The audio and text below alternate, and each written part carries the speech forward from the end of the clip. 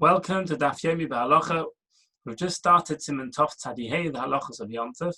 Siman Tov Tzadi Hey explains the basic differences between Hilchos Yom Tov and Hilchos Shabbos. So we saw in Sif Aleph, Oichel Nefesh is permitted on Yom Tov. That means malachas which are specific to food, almost specific only to food. Malachas of bishul, cooking, baking, glisha, which is kneading, shchita, which is shechting. Those are mutter on Yom Tov, although the Ramah adds only mutter if it can't be done before Yom Tov. If it can be done before Yom Tov, it should be done before Yom Tov. Then there's Hitzah and Havara, which are mutter on Yom Tov, although the parameters will be discussed later. And then there is Machshir Eichel Nefesh, that is preparatory malachos needed for food preparation, for example, sharpening a knife, etc., which again, here even the Mechaber holds, it's mutter if it can't be done before Yom Tov. We saw in Sif Beis there are other malachos that are asa, although they are sort of needed in the preparation of food, but they're normally done bulk, or they're normally done a long time before the food is needed, called melechas avoda rather than the melechas achila, the melachas of stisha and of teichen to some extent, and of katsira, harvesting, and these sort of activities, let's say the trapping, are forbidden on Yom Tov. Whether the derais or drabanon is subject to dispute. Sif Gimel, we discussed the fact that the animal shouldn't carry a burden on Yom Tov. What the reason for this isn't clear. It may be because of shvisas behemta, which is necessary obligation min Torah for a person to ensure his animal rests on Shabbos. Perhaps it also applies on Yom Tov. Maybe it's mecham, which is not an assay, but it's a lois assay, not to lead one's animal to do any animal to do a malacha on Shabbos. Perhaps that applies on Yom Tov. Perhaps the concern is the issa to enjoy usage of an animal which applies on Shabbos. Perhaps that also applies on Yom Tov. Seemingly it does, or at least the issue of the zechel. But whatever the reason, it is forbidden to allow an animal to carry something on Yom Tov. And then we saw Sif Dalet. Sif Dalet discusses an interesting type of muksa. One has a food item which is designated, it's been put away, put aside. For example, it's been placed into a container, into storage or something similar, but it is a food item.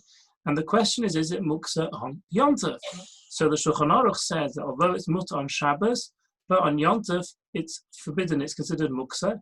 Although this might seem strange, but yes, that's the din according to Shulchan Aruch, because the Chazal felt necessary that they should make this food forbidden and give it a din of muksa in order to upgrade the halachas of Yom Tov, because otherwise a person may come to be mezalzel to treat the halachas of Yom Tov lightly. So in this respect, says the Shulchan Aruch, these items are muksa.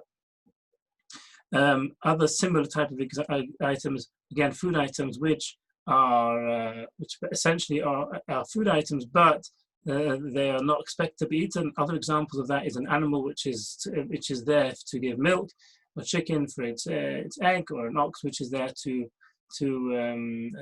for ploughing. Again, these items could theoretically, they're animals which are to be eaten, but they're not expected to be eaten. They have other purposes. And then this is subject to the machlokes. Again, the Mechaber holds on Yom Tov these items are muksa. The Ramah is mateh these items on Yom Tov, just like he's mateh the items on Shabbos. Yeah, the Ramah agrees that there's a muksa called noiled, which is also on Yom Tov. Noiled, for example, is meat, bones which come away from meat. When Yom Tov came in, they were edible, fit for human consumption. Now they're only fit for animal consumption. Says the Ramah that he concedes is muksa.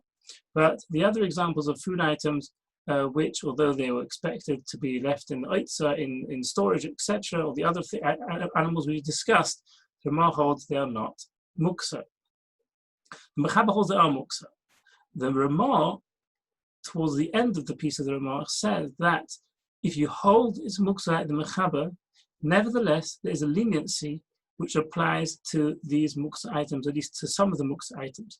With regard to the food items that are not animals, the food items, for example, a food item which is kept in storage, the Mechaber holds its muksa, says the Ramah, even though according to the Mechaber holds its muksa, nevertheless, before Yom Tov, one can stipulate and say, tomorrow on Yom Tov, I will take from here a food item, And then when he does take the food item on Yom Tov, then retrospectively, this particular food item was the designated one before Yom Tov. Because of Breda, it's considered retroactive, that this always was the one which was chosen, and it's not muksa. It doesn't even need a mark on it. That is what the Ramah says toward the end of Sif Daled. So let's take it from the end of Sif Daled, Tov Tzadi Sif Daled, towards the end on page Kuf Beis. Says the Ramah, V'chol muksa she'ein ba'ali chaim, if one has a food item that's not animal, yet that the Mechaber holds is muksa, for example, if one has a storage of fruit and wood, sagi, it's enough, a person can say, I'm taking from here. He says that before Yom Tov, and on Yom Tov he actually chooses which one he meant before Yom Tov. And it does not need even a mark to be made on it. And that is where we are up to. Says the Mishnah Brura, Sif Katan Chaf Gimel, but Ein Sarach Shiurim, it doesn't need a mark on it. But that, and you should know, the Yesh Kama Poskim to Pligyal there. There are Poskim that disagree with this. Many Poskim disagree with this. But that, and they hold, the Sagi Bashiyim and Mikanani, just saying before Yom Tov, I will take from here is not good enough. You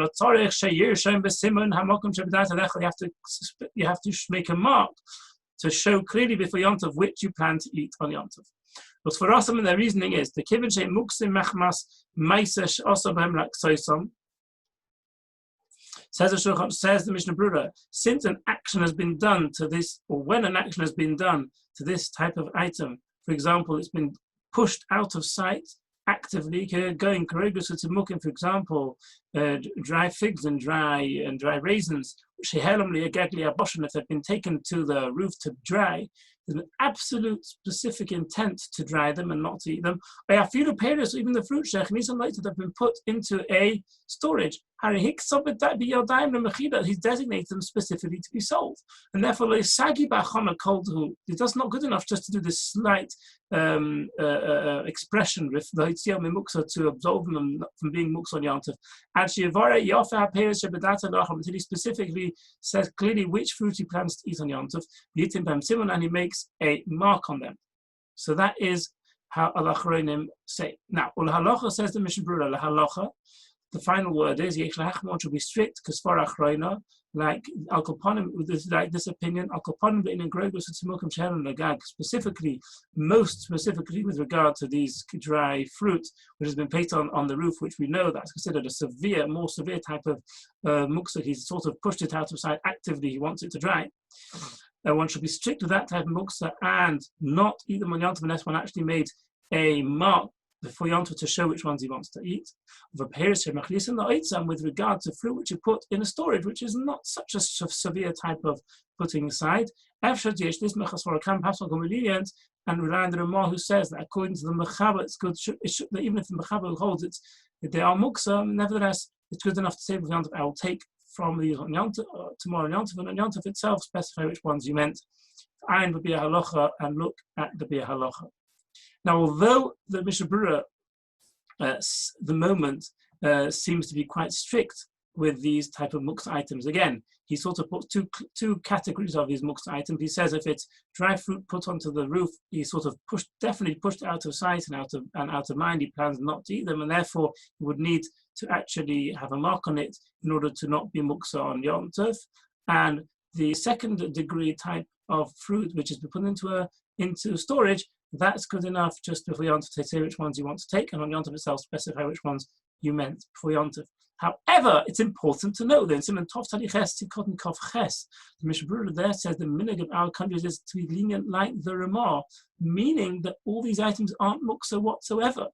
Don't forget, as we said, the Ramah really himself holds that just like on Shabbos, these items are not muksa, similarly on Yom Tov as well. Interesting, Mishnah Brura here doesn't bring this point, but the minhag, as mentioned in Simon Tov Tzadi Ches Tikot Ches, the Mishnah Brura there is to be absolutely lenient on all these examples, and all of them are not considered muksa anyway on Yom Tov. That is the minhag in our countries, says the Mishnah Brura. Right, the Ramah continues. One can prepare from one day of Yom Tov to the other day of Yom Tov as we'll see, we're talking here in these examples, when the hachana, the preparation is simply a verbal hachana, that is permitted, as we've given this type of example just before in the Ramah, and the Mishpah will explain straight away. What this means. For example, in the case we just discussed of fruit being placed in a storage, the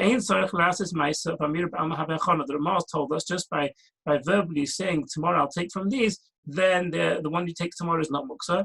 We can actually do this stipulation on the first day of Yom Tov for the second day to be monoshach.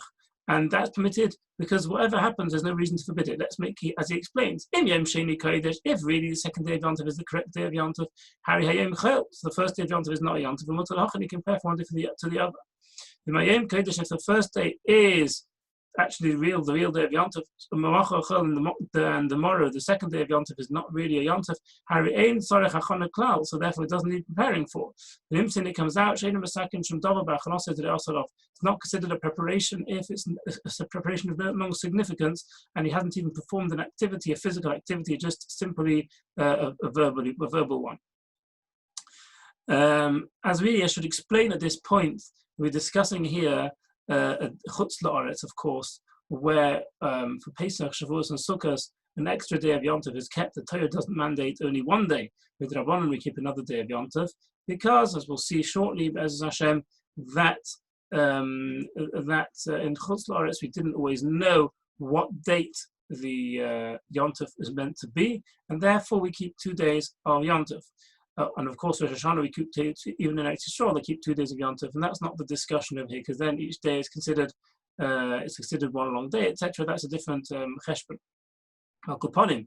We're discussing the days of the last day of Pesach and the last day of Sukkot and the last day of Shavuos, which are extra days. And the Ramah is saying that on these days of Yom Tov, where in fact actually the first day of Sukkot, first and second day of Sukkot, and the first and second day of Pesach also, really only one of those 2 days is Yom Tov. And therefore one can make such a stipulation on the first day of Yom Tov for the second day of Yom Tov. If you have fruit, let's say, in a oitza, for example, in a storage, and even if one is strict, like the opinion of the Mechaber, and says it needs dedication, verbal dedication, like the Ramah explains the Mechaber, before Yom Tov, and then on Yom Tov itself, one can specify which one wants, as we've explained. One could do that whole verbal stipulation on the first day of Yom Tov, and on the second day of Yom Tov, choose the actual food item you want, and that's okay. There's no concern of preparing one day of Yom Tov to the other, as we'll see shortly that there is an issue generally to prepare one day for the other, because in this situation, since it's just verbal, it's okay. As the Mishnah Berurah continues, that which we forbid to prepare one day of Yom Tov for the next. That's talking about the following case. That's the person doing a physical activity. The Cheshina, we're concerned, perhaps on the second day of Yom Tov, maybe that's a weekday, that would be the only prohibited situation where a person does an action on the first day of Yom Tov as a sort of preparation for the second day, which is actually really maybe a weekday, and a physical act may not be done on first day of Yom Tov for a weekday. We'll learn more about this as Hashem and Simon Tov Kuf Gimel. Also, with regards to animals, for example, the chicken example which we had before, which was expected to remain alive because it's there to give eggs.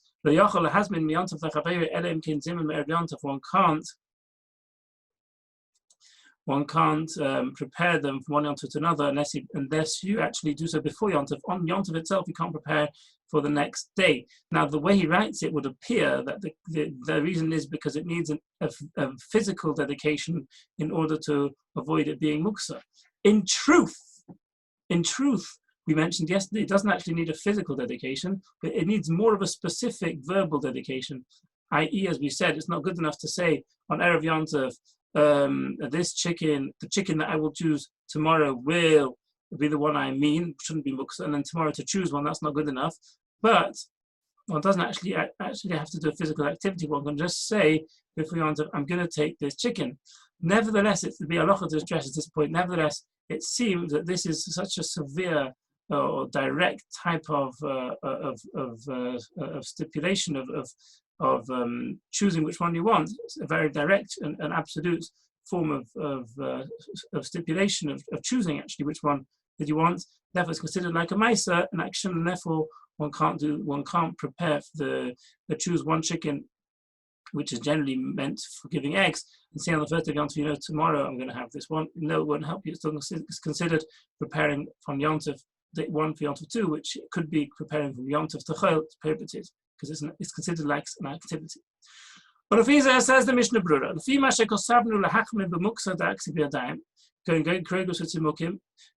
another example is, which we said before, the more severe type of food item, which is dried grapes and dried figs, which we said you need to make a mark on them. So therefore, the person didn't make a mark on the ones he wanted. When this could be he remembered.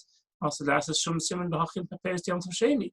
make a simon on the first day of Yontif, the second day of Yontif, because perhaps the second day of Yontif is a weekday of Yontif, also simon Yontif in which case he's done an activity, an action on the first day of Yontif for preparation for the second day, which may be a weekday, and that is prohibited. So to summarize, we have various categories of muksa, different types of ways of ensuring that they're not muksa on Yontif. Mishnah Brura said this in Kotnchov base, the standard fruit which is or food which is put in storage, it's good enough just before Yontif, or convenient that just before Yontif one says that tomorrow I'm going to designate the one I want. With regard to the more severe type of muksa, for example, the fruit which is put on the roof to dry, then it actually needs a mark. That's what the Mishnah Brura says over here, although I did mention that later on the Mishnah Brura seems to be lenient in all circumstances. And the Ramah says, Mishnah Brura says in Kosnochav Gimel explains the Ramah that with regards to making an item, to ensuring an item not muksa on the second day Yontif, that would only be permitted if on the first day one is doing a verbal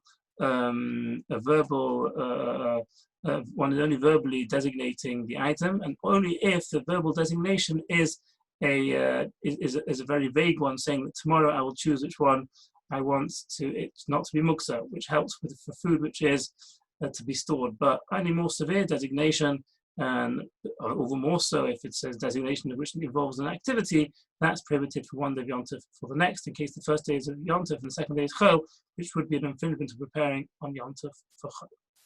Siman Tov Tzadivov, Dinei Yontif Sheni Shalkoris, the dinim of the second day of Yontif, as they apply in Chutz La'aretz. Golius Oisin Shoisin Shnei Yom Tovim Misafik. In Chutz La'aretz we have 2 days of Yontif. Kol Masha Asa Barish Min Asa B'Sheni. Don't make a mistake and think the second day is more lenient. No, everything forbidden on the first day is forbidden on the second day. Umenadin, one puts into Cherim, the Misha Mezalzel, by somebody who is lenient and or treats the second day of Yontif in a disgraceful, in a light-hearted way, and doesn't keep the halachas properly. If however he's a Talmud Chacham, then ein machmirin and we won't go to the extent to put him into cherim, not to mevazi him, to disgrace him. Ela Malkin said, but we would punish him.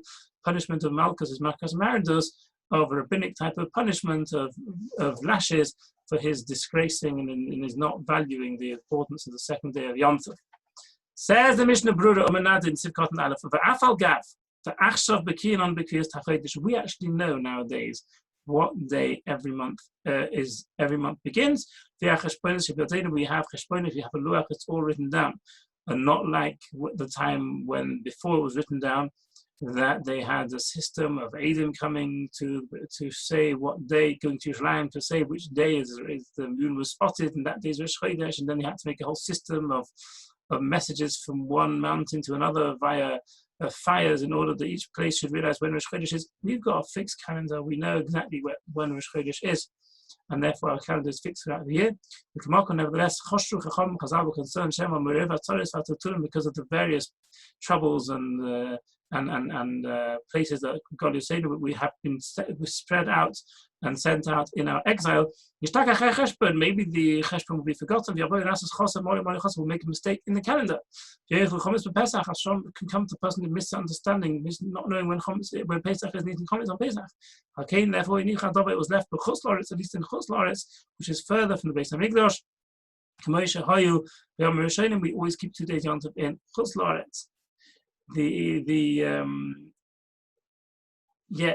The Ran brought here in Diushu 3 points out that in Eretz Yisrael, they kept the original minhag, although it could be even in Eretz Yisrael, sometimes they didn't know exactly the cheshbon, or things could change. Since the original minhag was in Eretz Yisrael, they only get 1 day, so therefore, even now, they only keep 1 day in Eretz Yisrael and 2 days in Chutz La'aretz.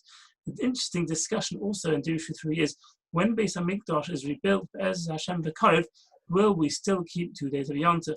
Chasam Sofer says, we will still keep 2 days of Yom Tov. Minchas Chinuch says the same thing. But B'Yasher says, beautiful piece in Ha'aretz and Beitza, they bring it that nowadays that things have changed, times have changed. We've got telephones, we've got computers, we've got airplanes, we've got cars.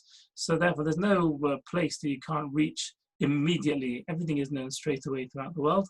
And therefore, there'll be no need for keeping Yom Tov Sheni when Beis HaMikdash is built. She'borah b'mheira v'yameinu. L'misha mezalzel boy, l'misha mezalzel boy. I think we'll keep this Mishnah Brura Be'ezus Hashem for tomorrow.